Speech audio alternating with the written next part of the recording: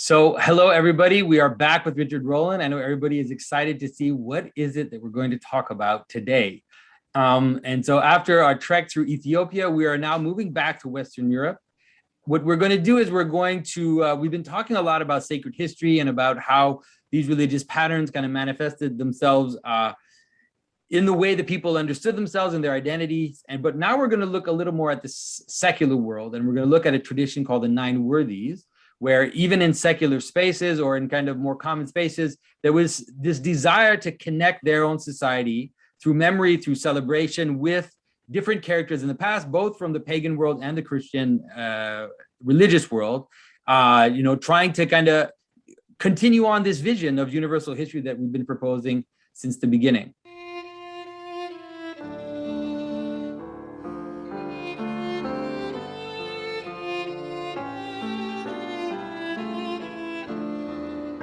This is Jonathan Pajot.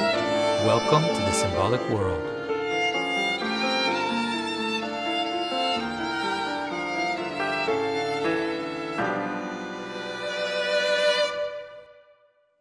And so, Richard, I know there were a few things you wanted to say before we start. There are a few things you wanted to kind of come back on. First of all, congratulations on the conference, on the Tolkien conference that you went to. I hear some people, some Tolkien Symbolic World people were there. Yeah, we had a great turnout of Symbolic Worlders. So shout out to all of you guys. Just a bunch of really delightful people.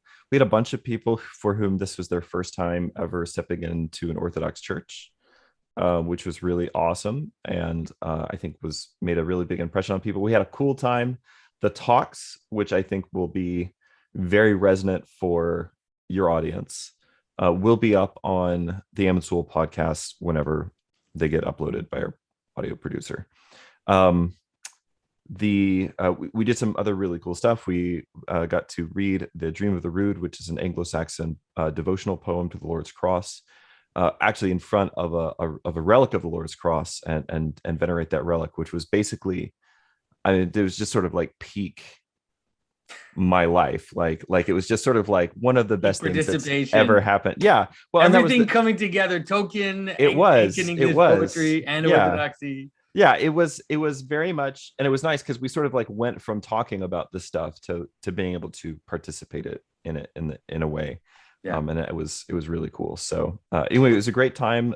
Huge thanks to Father Andrew, the community there at St. Paul's and the St. Basil Society for hosting me, feeding me, putting me up, and just treating me so well. And it was a great time. That's great. That's great.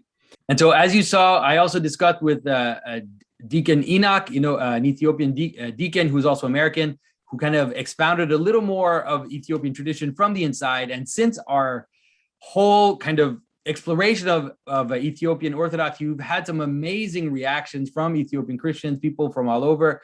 And, people helping us understand more, giving us some few precisions that Richard is going to look over, some few precisions we need to make maybe. Yeah. So this came from Tadios. So Tadios, thanks for reaching out. And I have to say, one of my favorite things in life is actually being graciously corrected. I say graciously, okay, but I really do try to keep a sort of beginner's mind about these things. And there's definitely stuff that I was picking up from reading different books and different academic papers and things like that, but I don't have that same insider perspective. And so Tadios reached out to correct a few things that I said in our last Ethiopia video about Ethiopian saints and hagiography. And I just wanted to go over them real quick because they're actually super cool. And they actually make the overall point that we were trying to make better than the things that we said. So his first thing that he wanted to mention was I said something about one of the saints whose leg sort of fell off, and my impression, and this was based on an academic paper that I'd read on the subject. My impression was that the leg was not actually a big deal and it wasn't really venerated. And I mentioned this mostly because it seemed weird and very like not what Christians do, but also be like very kind of non-Ethiopian, right? Ethiopia is all about like taking the remnant of a thing and like preserving it, right? And so it turns out this was just a totally mistaken thing about which my source was completely wrong. And so what he says is he talks about Saint Tekli Hymenot, I think. He's known to have prayed for 22 years while standing still. So a very much his legs would be important, actually. Yes, yeah. So his legs would kind of come up. And 7 years he prayed only standing on. 7 of those years he prayed only standing on one foot. And so what he had done, of course, we have like stylites and people like this. So to stop him from seating or leaning to the side, it says that he put 6 like arrows or spears on either side of him, so that if he got tired and leaned to one side, he'd be pierced by them. And tradition describes that whenever his body got weaker and he leaned to the side, the arrows would pierce him and keep him standing straight for years, praying in this cave. And so this led to one of his legs below the knee getting broken off from his body, like you'd imagine might happen. And he said apparently that particular bone, not only was it kept, but it actually has its own feast day on the Ethiopian calendar just for that leg, which is pretty awesome. I love stuff like this. Like we have like 2 different feasts around the head of Saint John the Baptist, yeah. and things like the chains of Saint Peter and whatnot. But this is really fun. Yeah, but they outdo us with the head of Saint John the Baptist too. I saw some icons in Ethiopia of the head of Saint John the Baptist, like with wings, like flying around to haunt the people that decapitated him. That is, my gosh, that's so great. And actually, one of the cool things, he did include a picture of an icon of this particular saint. And of course, the first thing that I noticed in the icon was just the fact that the saint has 6 wings. He's a seraphim. Yeah. And so something about like his burning intensity and his love for God. So anyway, that was really cool. There was some other corrections in here. I mean, some of these stories are just like crazy. I'll read what he says about this. He said there are sub-traditions within the tradition of the veneration of a saint's relic. So for instance, there's a famous monastery called Saint Melchizedek, who is a saint named after the Old Testament priest. God gave him this covenant which makes everyone who is buried near the monastery, not just the saints, makes their relics be preserved as incorrupt so that they don't decay. And he says, and I'm just going to go off of what he says here, I haven't looked this up at all. But it says, last I've heard, some university professors tried to test the hypothesis on the hagiography and bury someone half, like their body, like half in, half outside the borders of a monastery. And the portion of the body that was inside the monastery premise didn't decay, and the other portion did, like every other burial. And he doesn't actually include some pictures here. And there's some other really crazy stuff of like ossuaries where like the bones of saints just sort of like show up, and people are like, yeah, we don't actually know who these guys are or how they got here, but they're saints. They got to be saints. So yeah, he corrected us in a few things, like because we said some of the people we mentioned were part of the original. Yeah. I think specifically the saint with the wings that you'd mentioned. Yeah, that he wasn't. He was an Ethiopian saint. Yeah. So a few things like that. So thanks everybody for correcting us when we get our details wrong. And so these 9 saints will lead us in a very strange, surprising way into the 9 worthies today. So Richard, take it away. Yes, so that was a nice transition. So actually, you could probably just do an entire video, and I know there's a whole section in, I think, Matthew's book about the symbolism of the number 9, which is very important in the ancient world, in the Middle Ages. It's very important in Dante. Like Dante's whole metrical scheme is around the symbolism of the number 9. I mean, it's not hard to understand. It's a triad of triads, right? So it's a sort of a heavenly fullness, right?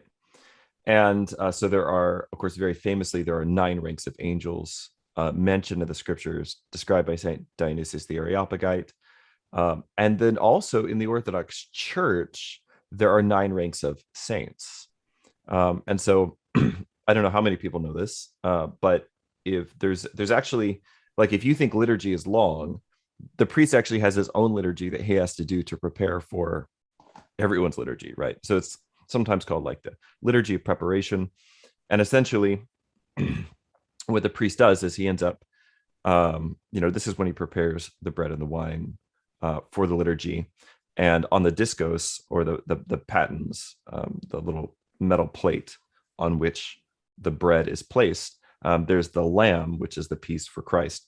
But then there are also smaller pieces, and I know that this gets really specific. And yes, you know who you are. I know that some people are going to message me and say, well, actually, it's a slightly different commemoration in the Byzantine tradition versus the Slavic tradition. I know that, but just for simplicity's sake, there's a particle for the Mother of God, and then there are these 9 smaller particles for essentially 9 ranks of saints. And so and most of the saints in the Orthodox Church fall into like one of those categories. And there's a little bit of fluidity about like which rank is exactly what between various traditions, but there just seems to be the idea that if you're going to have a group of holy people like this, there needs to be 9 of them. Mm-hmm. So what I thought we would do is take our Universal History series in a direction which nobody has asked for, right? Everybody's like, when are you going to do Ireland? What are you going to do America? What are you going to do, etc.? And I thought we would just do something that nobody's asked for at all, which is to talk about the 9 worthies. And the reason that I wanted to do this is because one of the questions, or another way to put this would be like one of the realizations that I've had while doing this series with you, and also discussing it with other people, is just the way that these patterns manifest themselves even outside of the spaces that we have kind of delineated as sacred. And we didn't start specifically in sacred places. Like we started with just like sort of like secular medieval history when we started the series, but it very quickly moved into talking, especially when we get into Ethiopia, and you have to really talk about all this stuff. So in our previous episode, an idea that I think really resonated with a lot of people is we talked about this idea that the saints uphold the world, and that this is both something that we believe to be sort of literally true, but also that it is a pattern which manifests itself in the lower regions of the mountain, right? That even the people that you venerate, maybe not necessarily as holy, but definitely as sacred in some way, like set apart in some way, or you say iconic of a people group or of a city. Those people that you set aside for veneration in some way do really become the connective tissue. You could say like love or veneration is the connective tissue by which things cohere. You could just use the word commemorate. Commemorate is good. Are weirded out by the idea of sacred. That the people that you remember through statutes, through naming things, obviously there's a hierarchy of that, but those are the people, these kind of, they're analogous to the idea of the saints or the just that uphold the fabric of society through memory, through common connection, through common identification. Yeah. In his book, The Ethics of Beauty, Dr. Petitza says, talking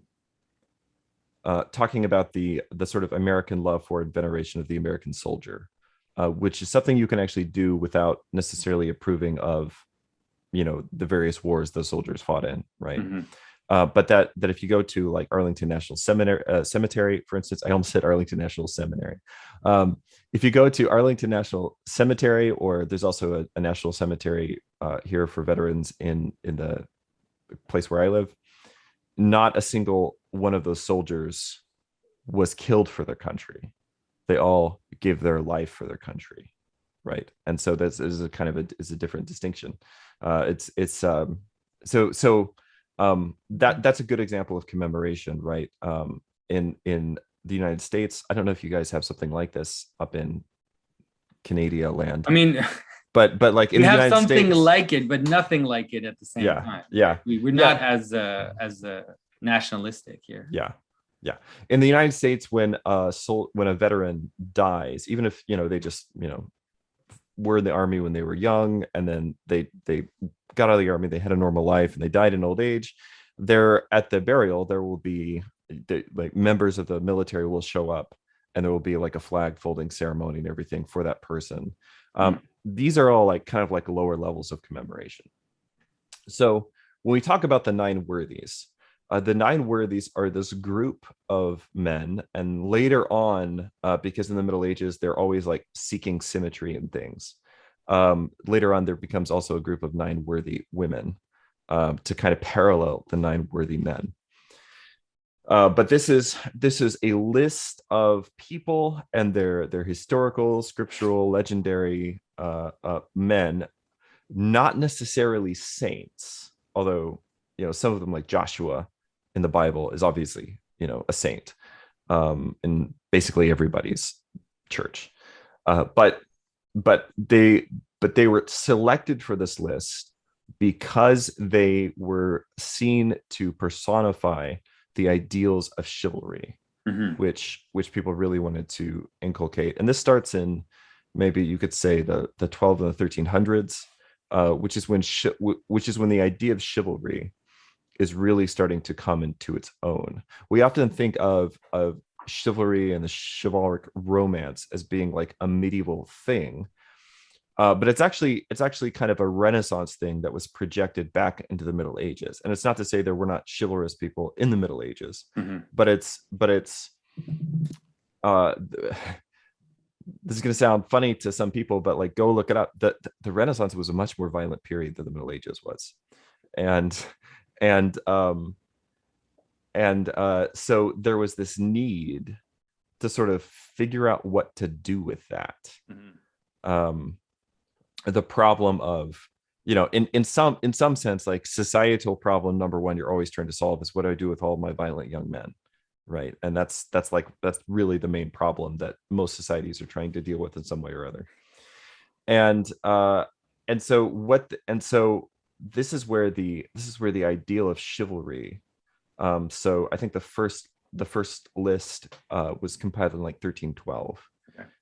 So this is really where the idea of chivalry starts to be brought forward, based on older literature, of course, things like the Song of Roland, and Sir Gawain and the Green Knight, and all the stuff, which are much older than and just the Arthurian cycle, the different Arthurian cycles, the French cycles were already there, and so there were different cycles of and just Aquitaine and that whole kind of that whole world of well, and the great thing about like Aquitaine is that you have basically these troubadour kings who are like both wandering minstrels, but also knights, but also kings. And then you've got like Eleanor, whose father was one of these troubadour kings, and Eleanor of Aquitaine is Richard the Lionheart's father, and also mother rather, but also the mother of literally every other king in Europe at that time. And she was really into this stuff, and so it's her daughters that become the patrons for like Chrétien de Troyes and all these other like the big Arthurian writers. And so it was a very colorful time and a very colorful kind of court there in Aquitaine. So the Nine Worthies are three pagans. So these are Hector of Troy, Alexander the Great, and Julius Caesar. Three Hebrews, so Joshua the son of Nun, or Jesus in the Greek, David the king, and then Judah Maccabee, and then three Christians. And the three Christian kings are King Arthur, Charlemagne, and Godfrey of Bouillon. Am I saying that right? Yeah, you're saying it pretty well. Hey, I'm really pleased, because I'm so bad at French. So Godfrey of Bouillon, who most people maybe have not heard of. I think that's the surprise on the list. People are like, well, I've heard of those other guys, but like, who's this Godfrey guy? So the reason that we're talking about this in universal history is to kind of tie two things together, which is, one, how do these patterns manifest themselves in what we would now call secular spaces, though perhaps they would not have recognized that use of the word secular in the 1300s. But like, how do these things manifest in secular spaces? Because we have these kinds of manifestations, and we have these kinds of heroes even now. We've talked a lot about Lincoln and things like this, but also I mean, I know that you're sometimes a little down on superheroes, Jonathan. I don't know if you mean to come across that way or not, but obviously obviously the whole world of like superhero storytelling is a super mixed bag. Yeah. It's a super mixed bag. But also I think there is, and I think we're going to have an essay about this in Finding the Golden Key. There is definitely let's say a longing for this kind of commemoration, which is definitely manifesting itself in that space right now. And so when we find images of the Nine Worthies, there's a very early 13th century carving, which I think is the earliest visual representation of them all together. And it's in Cologne in Germany, but it's not it's not in a church or in a sacred place. It's in a city hall. And so the idea is that you could say that these 9 men together represent the ideal of chivalry, of kingship, of lordship, but also they show the way in which a secular order, and in the 14th century, that really did mean like the civil powers outside of like the church powers, right? The way that a secular order could also participate in kind of this master narrative, this story of Western civilization that everybody was very consciously trying to write themselves into. Yeah. So there are also statues. There's a fountain in Nuremberg, Germany, called the Beautiful Fountain. And you can go out and look at some pictures of these things online, and I'm sure we'll have them in the video for people to see. Which also shows the Nine Worthies, and but it's at that same fountain there are like these different groups of people, right? And some of the groups are like apostles, saints, martyrs, etc. And then over here in this group you have the Nine Worthies. Yeah. And so it's a general commemoration of different aspects of Yeah. reality, let's say, and the political or the kind of civil sphere is part of it. Yes. And so basically what this lets them do is they're able to bring in all of the 3 strains which basically constitute Western civilization, which are paganism, and specifically Greco-Roman paganism, our Jewish inheritance that we have as Christians, and then the great sort of icons of the Christian ruler, which for this particular list are King Arthur, Charlemagne, and Godfrey of Bouillon, which for reasons we'll talk about in a second. It's funny that there's no Constantine. Yeah, there's no Constantine, there's no Justinian. It's definitely Western Europe. Yes, it's definitely Western Europe. Yeah. So for those of you who have been hankering for like some more Western Europe stuff, this is your day. So I thought what we could do is very quickly talk about each one of the worthies, and why they're included. And I think there are a lot of people out there who will be interested in going out and reading more of these people. There's definitely something that I've heard over and over again recently has been like really a cry or a hunger, especially from like a lot of young men who are into the symbolic world and other things like that, for trying to like navigate, like, what does it look like to be a man? What's it look like to be masculine? That's a really difficult thing to do right now. It seems like we're constantly like falling into one error or the other. But this is a question that they're really concerned with in the Middle Ages too. It was like one of the dominant questions of, let's say, medieval legends and fiction. And I'm curious about some of the choices myself, like rather than others. And so are there sources that kind of explain why, or there are? Okay. Yeah. So I'm going to be reading from just a text. It doesn't have a helpful name. In English, it's The History of the Nine Worthies of the World, 3 whereof were Gentiles. And then it lists all the Gentiles: 3 Jews, 3 Christians, being an account of their glorious lives, worthy actions, renowned victories and deaths. Okay, so that's actually a super helpful name. It's just very long. Could put that on a book jacket. Yeah. Put that. I mean, people did back then. And this particular book was made as it's an older book, but it was made as kind of like an English translation in like the 1600s, like the 1630s. So that's actually, I mean, it kind of shows how long and how late, even into the modern period, this idea of the Nine Worthies were. And I would just say, do you guys have a phrase, dressed to the nines? I Yeah. never understood that. Yeah, so that's a reference to this. Really? It comes from a Shakespeare play, but it's a reference to the Nine Worthies. In other words, and there was actually a king of France, Francis the First of France, who would dress up like one of the Nine Worthies. And so he was literally Like on different occasions. Yeah, Nice. and like in the and this is during the Renaissance, he would dress in what was called the antique mode. In other words, like with a toga, like with a Roman toga and everything. Yeah, or like in armor. In armor and things like this, and he would like walk around like this to like kind of consciously associate himself with the Nine Worthies.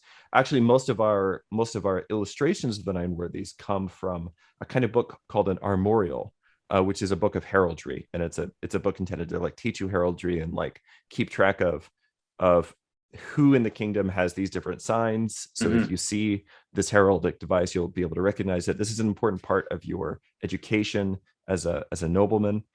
And but the first several pages, usually the first 10 pages of an armorial, these are custom made books for very wealthy people. So the first 10 pages of an armorial would be the Nine Worthies, and then the 10th page would be whoever commissioned the book. Okay. And dressed up also like the Nine Worthies. Nice. And so the idea connecting it all together. Yeah, and it became this very personal way for people, obviously people of a certain social status, but it became a very personal way for people to connect themselves into the larger story.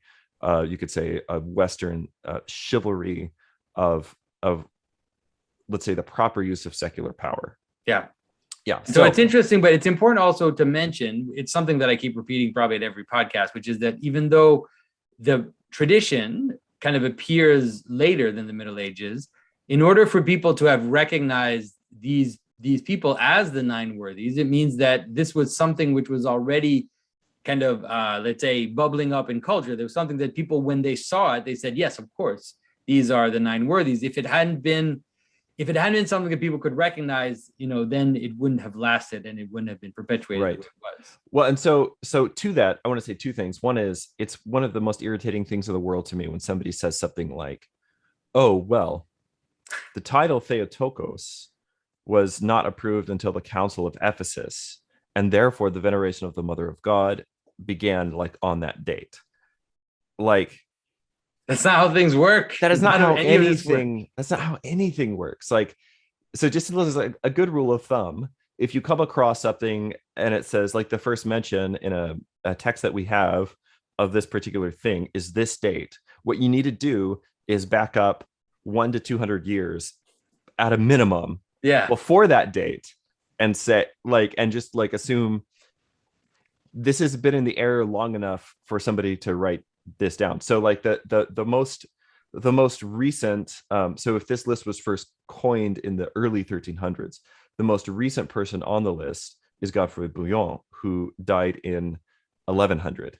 So he's not quite a contemporary, but he's really close. So obviously there couldn't have been a list like this before he died, but this concept, we could just say like this is the ultimate, like the crystallization of this concept, which had been a part of Western Europe for a long time. So that, for example, Charlemagne consciously modeled himself after Joshua and King David.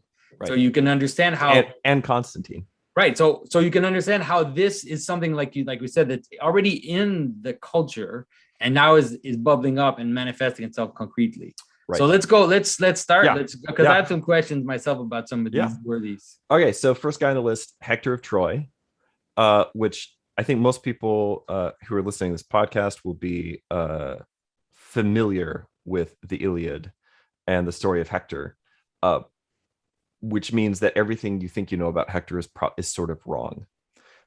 In the West, until a very late date, they did not have access to the Homeric poems in their originals. And so what they had to go off of was mostly things like Virgil and other authors who were basically retelling the story in Latin or in some other Western language. And telling it, especially from the Trojan perspective, which is important to understand. The Romans saw themselves as Trojans. And so their vision of the Trojans were they were the noble ones, Right. more noble, let's say, than the Greeks in the Trojan War. Yeah, so this is a really big point, and this goes all the way back to video number 1 that we did in the series, right? Is that the Romans saw themselves as Trojans, right? And therefore the portrayal that we get of the Trojans in the Aeneid is extremely more like so the thing about the Iliad is that it's actually so balanced. There's no good guys or bad guys in the Iliad. I mean, into their individual people, but the two sides, they're not, it is a truly great work of art in that it is written with just deep sympathy for the human beings on both sides of this conflict. It's very complex work. But Hector, even in the Iliad, Hector is shown as extremely sympathetic. He's the best dude in the Iliad as well. So in the legend that they had received, and that gets retold in the stories of the Nine Worthies, and all the way up to the time of Shakespeare. Okay, when Shakespeare writes about his play about the fall of Troy in Troilus and Cressida, Hector is he's so great, Achilles can't kill him in a fair fight. And so there are different variations of this, but for instance, in this particular work on the Nine Worthies, of course they're all knights, so they're all jousting, right? So like take that image that you have of like, hoplites in armor or like Brad Pitt or whatever, and put that out of your head and imagine just like full on heraldic devices, guys on horses jousting in front of the gates of Troy. That's how they portrayed it, and so there are several times during the conflict that Hector unseats Achilles, but is not willing to kill him because it's not fair. He's not gonna kill a downed opponent. And so then finally, in this particular telling, when Achilles finally decides, like the Greek leaders tell Achilles, okay, you have to kill Hector, you have to go out and kill him. Achilles comes out and at a particular time, we're told that Hector is actually bearing up the body of one of the Greek princes who had died to bury him in honor. So Hector is just like, here's a worthy opponent. I'm going to carry his body and have it buried in state. And at that point, Achilles runs up and kills him when his back is turned. So it's a really despicable kind of treasonous way. And actually, all three of the pagan worthies in this telling die due to treason. Right. Julius Caesar is stabbed. Alexander is poisoned by his generals. And so Hector, the thing that makes Hector a worthy is his great valor in combat, which is, some people are going to be like, yeah, great valor in combat. And some other people listening to this are going to be like, oh, I don't know about, and there is definitely, one could say, a strong pacifist inclination within traditional Christianity. Things that Christ says, the example that we have of many saints. There is also, however, a strong say vindication of like the proper uses of violence within the tradition. And chivalry ends up being something like a coded version of the honorable way to fight if you have to, and the honorable way to kind of deal with aggression if you need to. Right. Yeah. And so that's, and it basically becomes it basically becomes what the peace of God in the Middle Ages was on a national level. Chivalry becomes on a personal level. So the idea of the peace of God is that there would be rules governing warfare. You could only do things in certain ways. You could only fight on certain days, certain holy days and things like that were not days that it was appropriate to campaign on. And for the most part, during the Middle Ages, people kept to this, and this is in Western Europe. And for the most part, people really stuck to this. And so you have a lot of wars in the Middle Ages, but the wars by modern standards would just be like very small border skirmishes. It's not until the rise of secularism that we're able to just really kill each other in efficient ways and just like in mass. But so there's definitely a let's say on a personal level, chivalry is a certain thing. So part of the code of chivalry, this comes up in Chrétien's Percival. Part of the code of chivalry is there's certain days on which one does not bear arms. For instance, on Holy Friday is a day it just would not be appropriate to wear armor, to carry a sword, etc., and things like this. So it's so the things that make Hector one of the worthies, and really the first worthy, because everything kind of begins at Troy. That's definitely the Trojan War. The Trojan War is definitely where the West was born. Yeah. And Hector is sort of the great hero of that war from a medieval perspective. And so Hector is he's really good at fighting, but he also shows mercy and love towards his opponents, and he's not willing to kind of take advantage of somebody in an unfair way. Yeah, and you can see that in the original story, the idea of Achilles, misusing the body of Hector after he died is kind of a counterexample to the way in which the medievals would perceive the knightly way of fighting and of treating your enemy. Right. And so I think that actually that there's like an exact twist there, right, from the way that Hector dies in the story, which is he dies because he's honoring the body of his foe. Yeah, exactly. Versus the way that Achilles treats his body in the Iliad. So that's kind of nice. So yeah, so Hector is great. And by the way, Hector is, I mean, like I'm just a massive Hector fanboy. Like I should just like put that out now.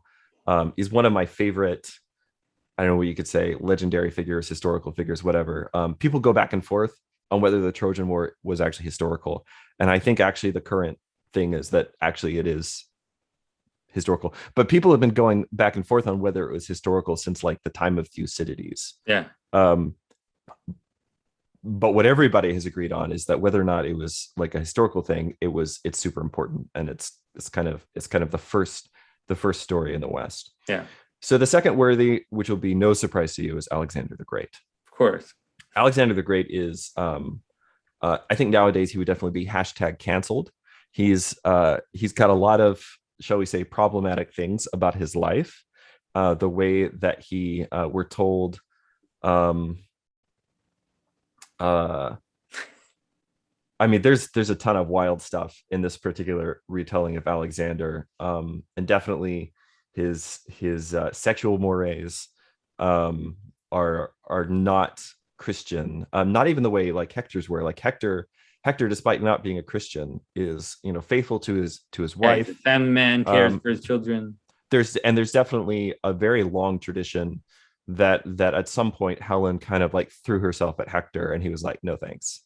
Yeah, I don't need this crazy in my life, but he's also the only person in Troy in the Iliad. He's basically the only person in Troy who actually treats her decently. And so she weeps for him at his death. Anyway, I just really love Hector a lot.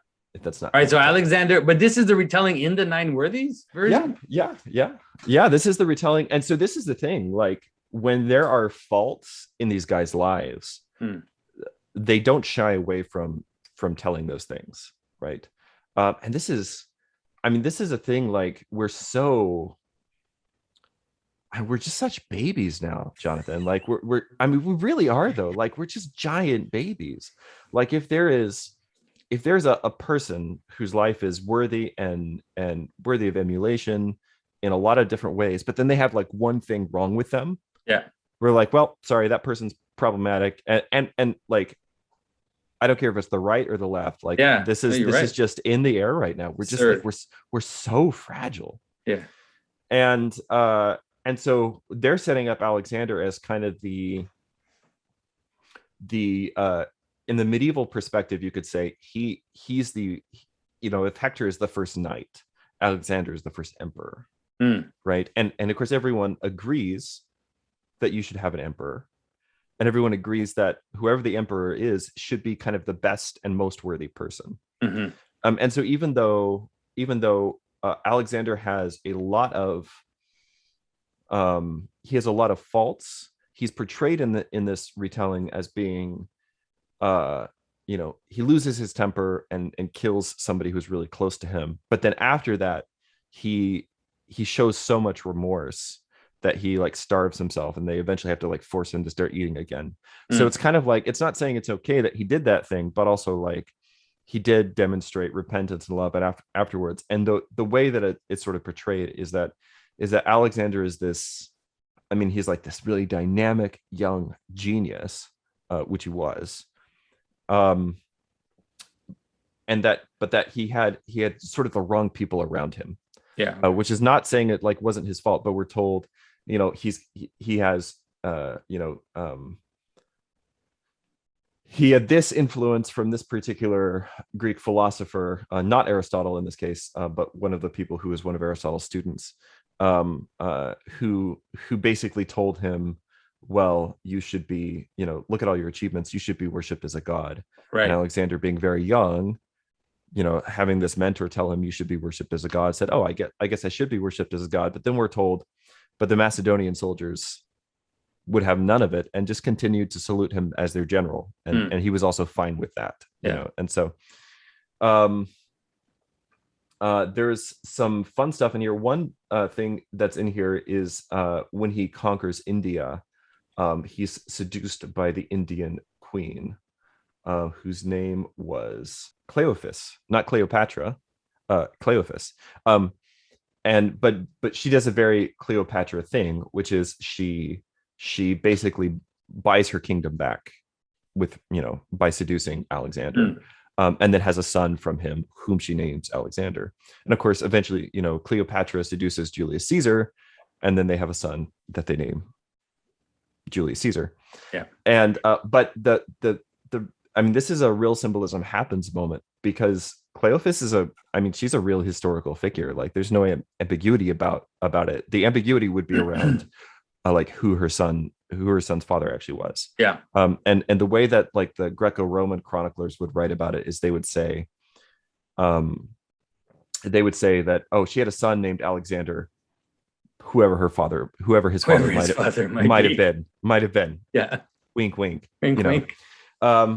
But of course, you know, it's significant. She's the queen of India in this particular telling, which is, we've talked about the overlap between India and Ethiopia, and, you know, and as the stealer of the heart and all that. So you have all those things going on in the story. Yeah. What makes Alexander great?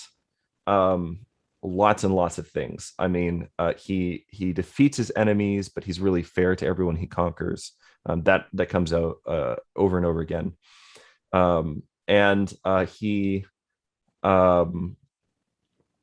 So he has a bunch of faults, but also he's, at the end of the day, like he's great because of his accomplishments, and because of his the let's say the just way that he treated the people whom he defeated, right? So you have this idea that you should be in victory, you should be moderate and subdued in the way that you again, unlike us, like we're like just little toddlers, even like on the internet. As soon as somebody scores a point against somebody else, you know, they just like they're ready to dance on the grave, you know. And the medieval idea of chivalry is that you should be able to win your fights, but also when you win, you've got to be gracious. And I will just say one last thing, which is they were not inattentive to the fact that Alexander died at the age of 33, which is of course also the age that Christ died at. And a lot of people seem to have noticed this and commented on it in various ways. There's a lot of stuff in this particular retelling that is missing. There's no gates of Alexander. There's no griffin chariot, anything like, and for the most part, all of these tellings are very grounded, you could say. There is not a whole lot of what we consider to be like mythical material that's actually in them.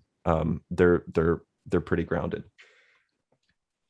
All right, so third guy on the list is, of course, Julius Caesar. I don't think I need to introduce Caesar to anyone. And basically everything you know or have heard about Caesar is in this retelling. Why is Caesar included?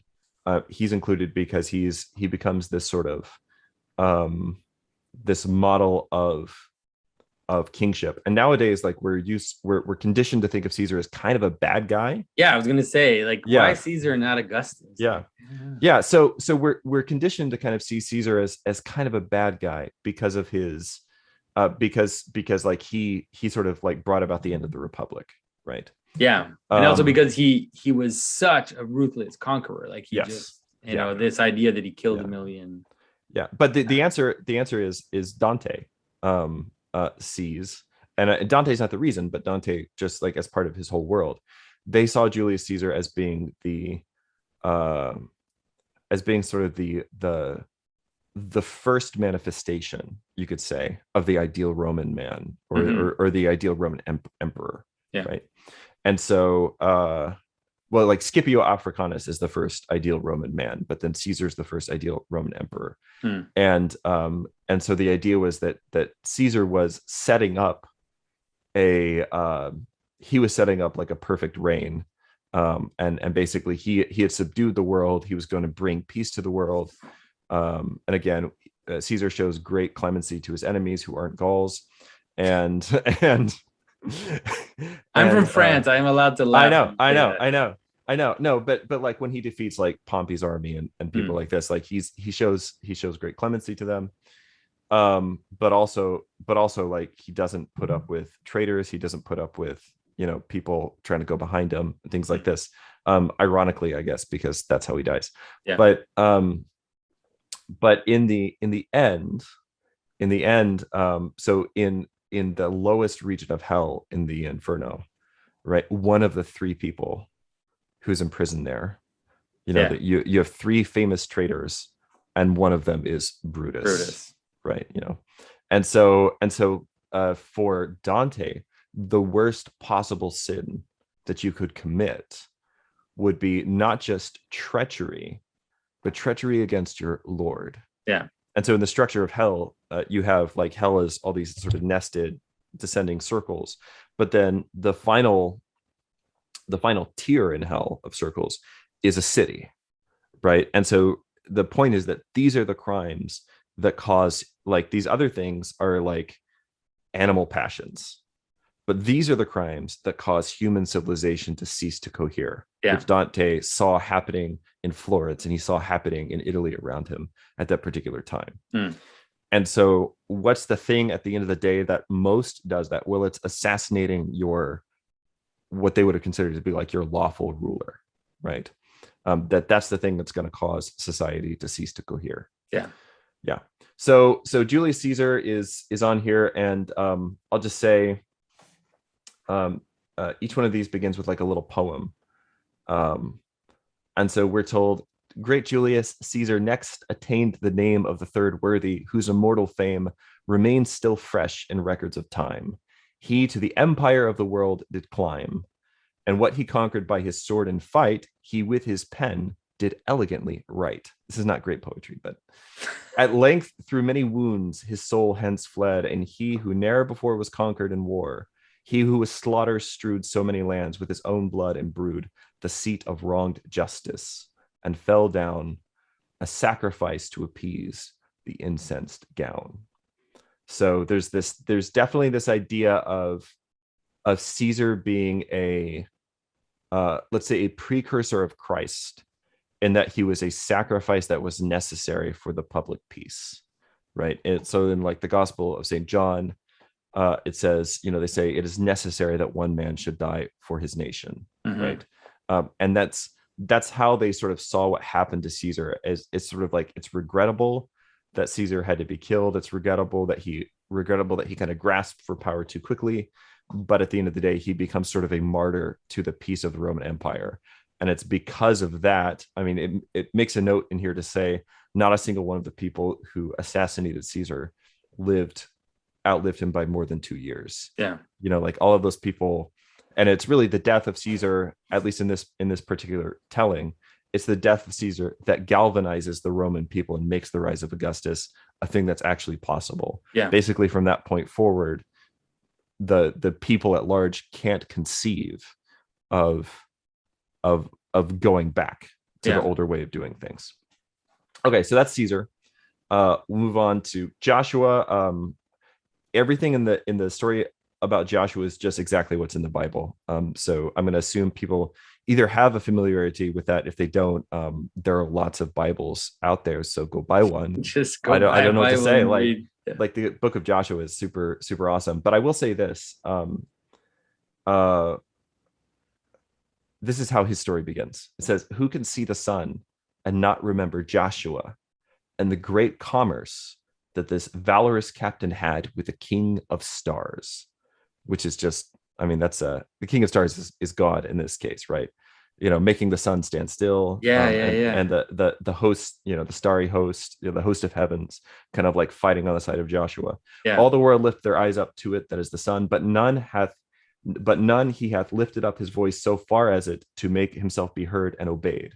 The stars knew Joshua, or Jesus, because he bore the name of him that formed them. It is he that gave us the foretaste of the name Jesus, at which the heaven, the earth, and hell do bend the knee. So, and it goes on to talk. There's a really lengthy and actually quite beautiful digression at the beginning of this, talking about. So I think sometimes, like, especially if you came from like an evangelical background, we read Joshua as sort of like the kind of lesser sequel to Moses. Like Moses is really great, and then Joshua is kind of and then after Joshua dies, like, everything just goes to hell. Yeah. Right. But literally. But Joshua was not seen that way in the early Christian communities, and even now in the Orthodox Church, or in these medieval stories. So you have this this sort of play on words in the Gospel according to St. John in chapter 1. It says the law came by Moses, but grace and truth came by Jesus Christ. Right. So and of course, so that's a play on words, because of course Jesus in Greek is Joshua, right? That's the name of Moses' successor, right? And so Joshua is the one who's actually able to enter the promised land. He's the one that's able to perform everything that God set and before him, and conquer the enemies of God, etc. Right? And so he fulfills the promise. Basically, right. It's not Moses who fulfills the promise. Right. Exactly. Joshua. Yeah. And so John chapter 1 is like riffing on that a little bit and sort of saying, Jesus, right? He's the fulfillment of the promise. So you got Joshua, who is great, we're told, because he's so much worthier than the three before him, because they worship false gods, but he worshiped the true God, by whose power he caused the sun and moon to stand still. So pretty cool stuff. Number 5 on the list, and the exact middle point in the list, is David. And again, there's nothing surprising in the David thing. Like, it's just all the stuff that's in the Bible. People should read the life of David like a lot, I think, because they'll be frightened if they do. But it's just got everything in it, though. Yeah, I know, but it's hard to see for a lot of people, like how much of these approximations of Jesus' story are in the story of David, because they often are twisted. Like they don't look exactly the same, or they're kind of failed, you could say, almost like it's kind of failed versions of Jesus almost. Right. So you've got David, and then the third Hebrew in the list is Judas Maccabeus. Now people are probably a little less familiar with him than they are with Joshua and David, but he's the sort of the big leader of the Maccabean revolt. This is actually also in the Bible if you have the director's cut version of the Bible.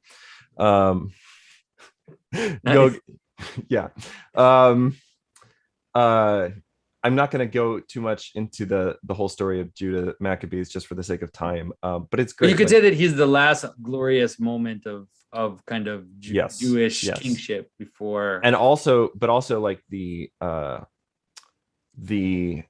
accidental opening of the door to Rome, right? The Maccabees make this alliance with Rome. And so later, when Pompey the Great shows up with an army at Jerusalem, he's like, well, we have a legal document. You guys said we could do this, kind of a thing.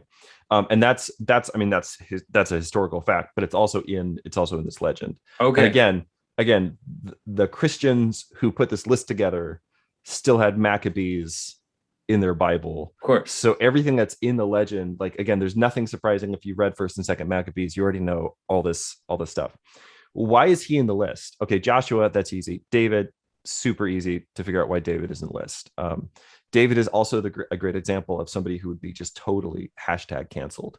You know, like he's just, I mean, David is just like he's literally all over the place. Yeah. Like he's so crazy. Um, but and there's like very frank discussion in his legend here about, you know, the whole Bathsheba thing and what goes on there, and the way that all of the bad stuff that eventually happens to David's family kind of goes back to that. And in spite of all of that, okay, I will say one thing. So this is cool. Do you know, I'm sure you remember when David gets the idea that he wants to build the temple, and he says it's shameful that the ark of God should dwell in tents while I live in a palace, right?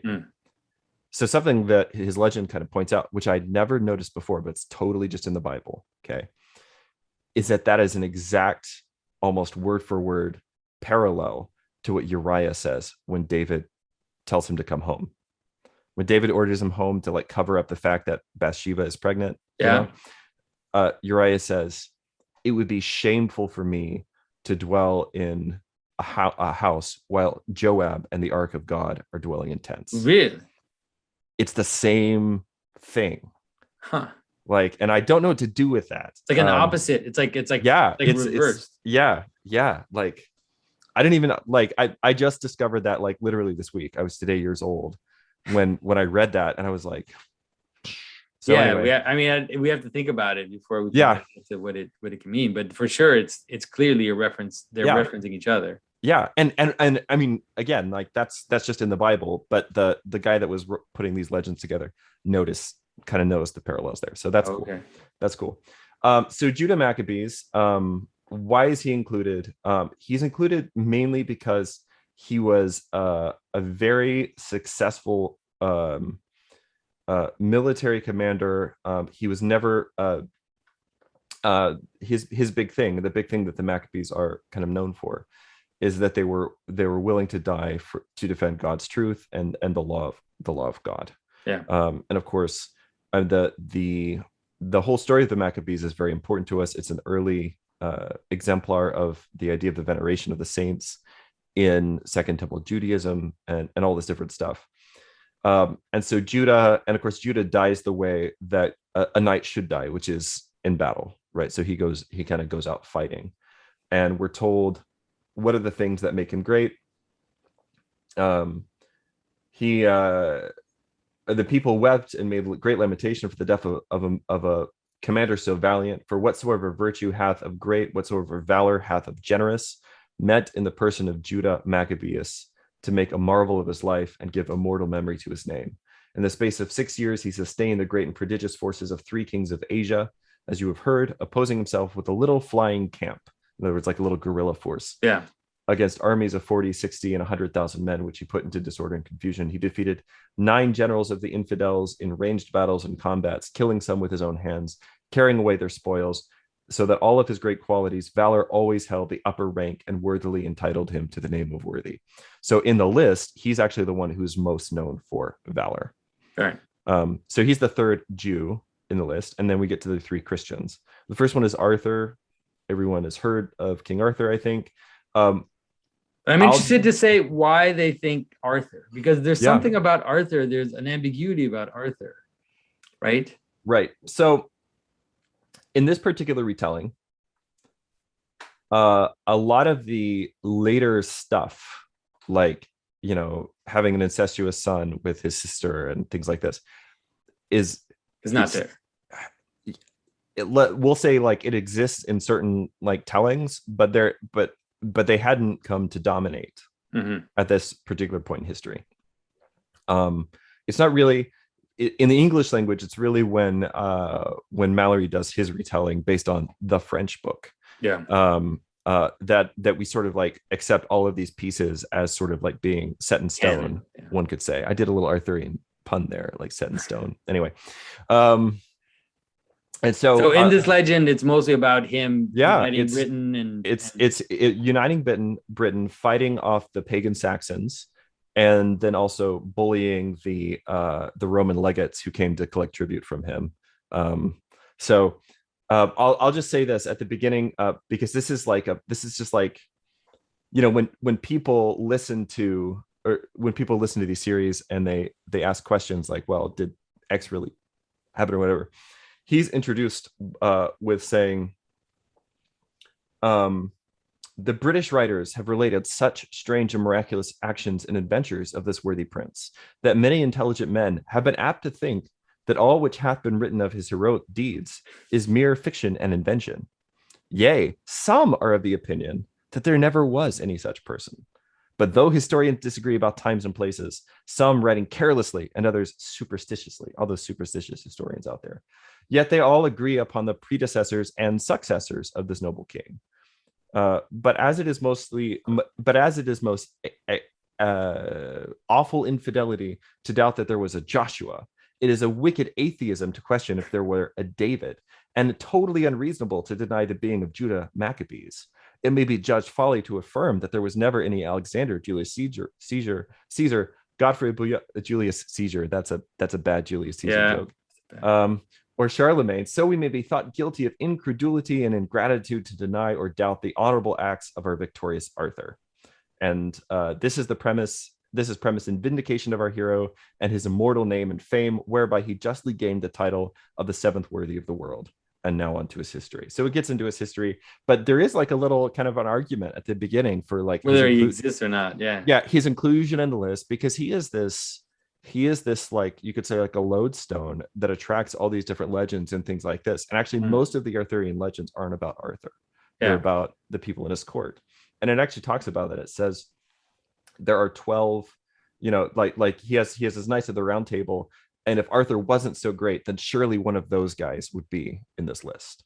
But Arthur eclipses all of them for his acts of chivalry, which is actually also, I mean, that's in the other, like the more popular Arthurian material as well. The thing that makes Arthur great, I think, is the fact that he is just like the perfect embodiment of all the chivalric legends, right? And all of the other knights have these different fatal flaws, to some degree or other. But it's not until much later that Arthur is also given one of those. Yeah. And basically once Arthur isn't the perfect knight anymore, that's when they have to bring along like Galahad. So we have Arthur, then we have Charlemagne. Yeah, so we have Arthur, then we have Charlemagne. Charlemagne is the great Christian king, right? He's in this list mainly because he defeated Saracen armies and forced lots and lots of people to convert to Christianity. And of course, maybe the circumstances. Did they say that in the thing that he forced people? Well, what it says is that he overcame all of his enemies. Mm-hmm. He was crowned Emperor of Rome. And the Christian faith he always defended against Saracens. He contended against the Huns and the pagans. He too conquered. And yet all of his fury he laid by, if they would idols leave and the true God obey. Oh, okay. Yeah. So and of course, didn't force somebody. It's like if you convert, then my sword will fall lightly. Yeah, right, exactly. Yeah. Something so like that. Tricky, huh? Charlemagne is the guy in here that in once is like makes the most sense to me. Like he's the origin of Western Europe. Right. Like the understanding of Western Europe, the way we understand it, is found in the story of Charlemagne and the Frankish kingship. Yes. But also like there are a lot of, from an Orthodox perspective, like we're a little little frosty on Charlemagne. Yeah, because he's also the beginning of the schism, even though it's way before the schism. Well, there's also like a hint at what's coming in his court and his theologians and the way he sees himself as emperor, in competition with the Byzantines. When Charlemagne was coronated, he actually set off to Constantinople to have a sakos made, like the tunic, the thing our bishops wear now. He sent off to have one of those made for him to wear at his coronation. And it was a very deliberate attempt to identify himself as sort of like the legitimate. Yeah, this is Roman something people emperor. need to understand from Charlemagne. We'll get it when we talk about him more, but he didn't see himself as emperor of the West the way a lot of people try to portray it. He saw himself as the Roman emperor, as the emperor, as the one that succeeded Irene's husband. It's like Irene is crazy, and now we need a new emperor. So he's the emperor. So he saw himself as just the emperor just stop there. Like there, you didn't. Right. It wasn't Right. Yeah. Yes. So, yeah, but there's a, I mean, there is a whole thing. I'll just read this bit. The false synod of the Greeks, untruly called the seventh. This is talking about the seventh ecumenical council. Whoa. Right? Was condemned and rejected by all of the bishops who subscribed to the condemnation. And this is a historical fact. This is Charlemagne's right. court theologians rejected the seventh ecumenical council, and then later the Pope had to basically tell him to back down, steamroll through and try to get it accepted.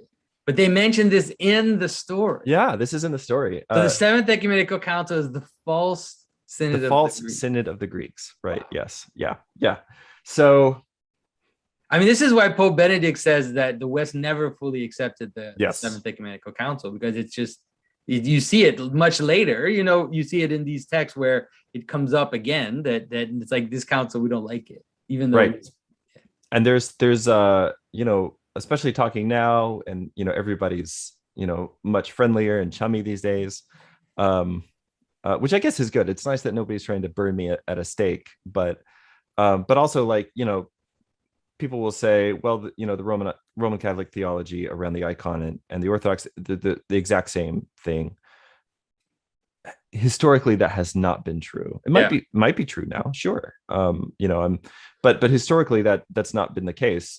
Even in the West, even as they obviously did have images, but they would have looked at the ways that we use icons liturgically. Yeah.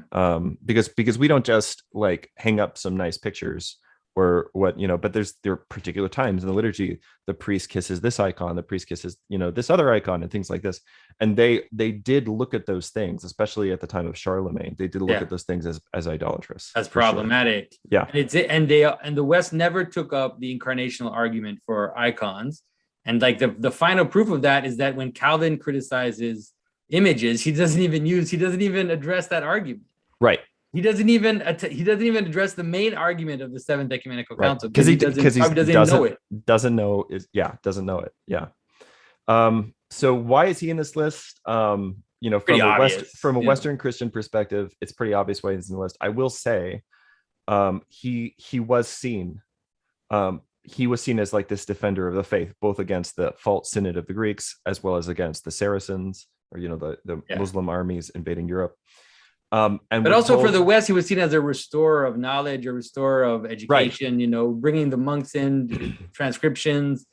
There was a sense in which he was like an enlightener of Western Europe. So all that stuff is in here. We're told that when he was 68 years old, that he spent 3 years, the last few years of his life, cloistered away, reading the Bible and the books of St. Augustine, it says, whom he admired above all the doctors of the church. So ortho bros just go wild with that.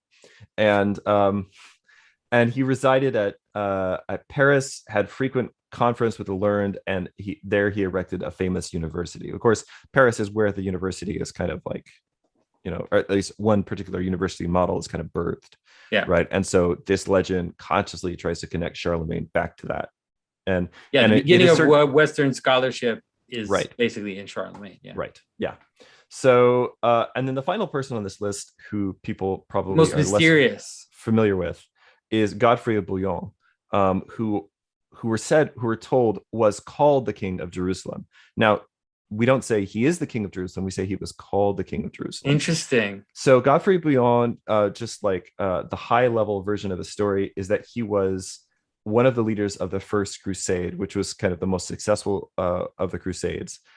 He retook Jerusalem, and then died a year or two after retaking Jerusalem. And he was the ruler of Jerusalem after it was retaken, but he refused the title of the King of Jerusalem. And I think this is he's on this list for a few reasons. One is, like, within 10 or 20 years of his death, there are already legends about him, like fighting bears and decapitating camels with a single stroke of his sword. And actually a bunch of the same kind of legends that get attributed to Richard the Lionheart, who's another famous crusader. Obviously, I was a big Richard the Lionheart fan as a kid for, obvious reasons. Yeah. But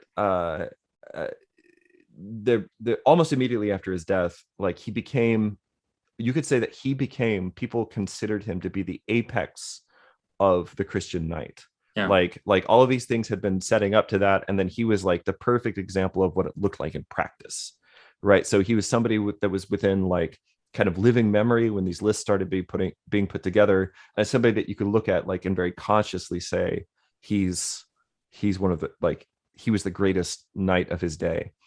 When he conquered Jerusalem, and he was set up to rule it, he was presented with a crown that's like really richly adorned with pearls and all these different things, and he refused it. And he said, "Why would I bear the name of a king in a place where my savior was crowned with reproaches?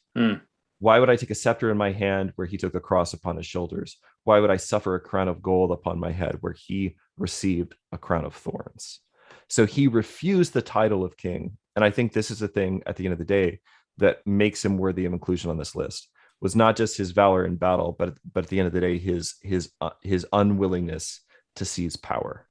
Yeah, and there's an interesting parallel also even in this image of the last Roman emperor. I mean, obviously there's no relation. Well, yes, no. You think there is? Well, I don't know that there's a relation, but it's the same pattern. Yeah. The idea of like the last emperor, or the ultimate emperor, basically giving his crown up to Christ in Jerusalem. Yeah, in Jerusalem. In Jerusalem. Yeah. Where else would this happen? So he only rules Jerusalem for a couple of years, and he dies in the year 1100. And a couple of years later, and then his brother Baldwin takes the title King of Jerusalem. Like he accepts the crown, but Godfrey didn't, and Godfrey's on this list and Baldwin isn't. So there you go. So there you go. Yeah. But it's interesting to see, like you said, that the last worthy has this kind of rendering up of civil power up to a higher state, or up to God, So it's like we celebrate all this civil power, but we end with something which recognizes that it's obviously in a certain manner there's a vanity to it, and the one we recognize the most is the one that kind of gave it up to God, let's say. And so I think he's sort of the plenitude of the whole list, right? At the end of the day, this list is not to say, hey, you secular ruler, you should be Charlemagne. You should be like Charlemagne in certain respects. You should defend the church, and you should this, that, and the other thing. It's not saying you should be, Judah Maccabeus, though you should be like him in certain respects. But the very last person in the list is Godfrey. And Godfrey does all of these things, but then he refuses the crown. He says Christ is the only real king of Jerusalem.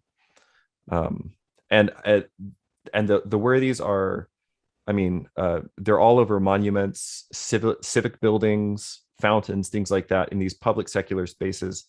They're also a major genre of, let's say, of drama in the Middle Ages and even into the Renaissance. Like there are plays within plays and Shakespeare's plays that are masks, MASQUE, QUE, that are masks or plays about the lives of the various Nine Worthies. So these guys were, in some sense, like sort of superheroes. Yeah. Right. That they were like historical, kind of a little contemporary. Hector's on a horse with a lance.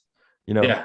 So they're historical. They're kind of contemporary, but they're also a little bit legendary. But they sort of like caught up the whole ideal of into themselves of what did it look like in Western Europe to be a noble, to be chivalrous, to be worthy. In other words, to have what does it look like when the virtues manifest themselves in a person who is maybe not exactly a saint, but is still like worthy. It's worthy, and it's interesting because in different from hagiography, where in hagiography there would just be this kind of celebration of the saint almost without reserve. Right. In these texts and in these celebrations, you find the reserve as part of the way that they're remembered. That is exactly here they are remembered for these virtues, but we also acknowledge these problems that they had and these faults. So it's a balanced tradition. So, and of course, by having these three triads, like going back to the beginning of the video, it had to be 9. Why did it have to be 9? Because you need like for this picture of chivalry to be something that can that really has legs and is really part of this coherent picture and this vision of the world that they possessed in the Middle Ages. You've got to have all three pieces. You've got to have your Greeks, your Romans, you've got to have the Jewish inheritance, and you've got to have the Christians, culminating in this example of this Christian who actually kind of goes all the way back to the start, right? He goes east. Actually, it mentions that, and I don't know if this is something that happened historically or not, but it mentions that he was like at one point on his way to Constantinople. Mm-hmm. So he goes east, he goes back to Jerusalem, and he kind of like, the circle sort of brings it together. Yeah, somehow. brings it together. So it's a cool way to see how something like popular literature, drama, veneration, all these things in the Middle Ages were able to tie into, and down to just like ornamentation and architecture, were able to tie into the universal history in this way. Yeah. All right. So this has just been great. Just one more example, and a very kind of thoughtful example of universal history, and also an understanding of how we have a sad version of the Middle Ages, or of that period of time, where it was all propaganda. It was all just, that there wasn't the subtlety of understanding that we moderns have. But in this tradition, we do actually find a kind of powerful subtlety in recognizing the strength and the weaknesses of our ancestors, and celebrating them nonetheless, and not wanting to cancel and destroy their memory because they're not perfect and they're not Christ incarnate, all of them. Right. Yeah. These takes are wonderfully complex in lots of ways, and yeah, there's definitely a you can think about the situation that somebody might have found themselves in the 1300s, looking at this list and being like, oh yeah, these are great. This is, and this is popular literature, right? This is like common people were really into these stories and really into these figures. And for that person to find themselves under the rule of a local lord or a king who was maybe not like perfect in every respect, but then also, a night is still a night. Like, I once read this medieval account, I can't remember where it is now, about this man who walked like 100 miles in a week to go because he heard that a certain princess was going to be passing through the city, and he just wanted to have the experience of seeing a princess. And it was just like a common man. And this is a sort of, we can't conceive now of something like that. I mean, I guess people will go to see celebrities, things like that, but we also sort of like, they would have thought of like a princess as being like in some ways like ontologically different. Like seeing a princess is really different from seeing a woman, right? They're not totally the same thing. And so if you find yourself like under one of these guys who's not the best, but then you can still see that he participates in these certain aspects of the chivalrous king, the chivalrous man, the perfect knight, and participates in them to some greater or lesser degree. You can kind of celebrate and give your attention to those parts of his life, not these other parts. I'll just close with this, talking about Godfrey. It says, and this is the end of the book, it says, he was a prince in whom all virtues, Christian, civil, and military. So those are the three kinds of virtues that each of these guys represent to some degree: Christian virtues, civil virtues, military virtues, met in the highest point of humane perfection, without mixture of any default, so that it will remain difficult to find another like to him, whom without flattery the same praises may be given, and which induced future ages to bestow upon him the honorable title of one of the worthies of the world. That's great. Great way to end. And so, Richard, thanks for your time as usual. And everybody else, stay tuned. We've got an indefinite amount of these, who knows how long we're going to go, but as long as we enjoy it and you enjoy it, we're going to keep going. So everybody, thanks for your time, and we'll talk to you very soon. Thanks, everyone.